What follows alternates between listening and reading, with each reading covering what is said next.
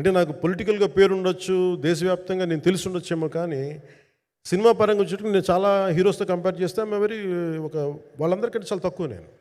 So దానికి ఉండే ఇబ్బందులు దానికి ఉంటాయి. మిగతా వాళ్ళకి బిజినెస్ అయినందుకు నాకు బిజినెస్ అవ్వదు, వాళ్ళకి వచ్చినందుకు నాకు రాకపోవచ్చు. ఎందుకంటే నా దృష్టి నా కాంపిటేటివ్నెస్ ఎప్పుడు నేను సినిమాల మీద పెట్టలేదు. నేను ఇప్పుడు సొసైటీ పొలిటికల్ ప్రాసెస్ పెట్టాను, కానీ ఎప్పుడు సినిమా మీద నేను ఎంత ఉండాలనేది నేను ఎప్పుడు పెట్టలేదు.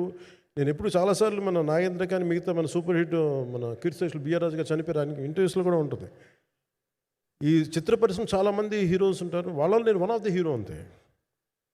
నాది ఒక సంవత్సరంలో ఒక ఫ్రైడే ఒక థర్స్డే రిలీజ్ అవుతుంది అంతే, అంతకుమించి తప్ప ఇది అందరి పరిశ్రమ అందరూ రావాలి అలాంటిది నేను కోరుకునేవాడిని నేను. సో దాంట్లో భాగంగా రత్నం గారు లాంటి నిర్మాత బతికుండాలి, రత్నం గారి నిర్మాతకి ఇబ్బందులు కలగకూడదని చెప్పి లాస్ట్ మినిట్లో ఇంక చూసిన తర్వాత I stepped in to it. నేను భుజాల మీదకి తీసుకున్నాను ఇది.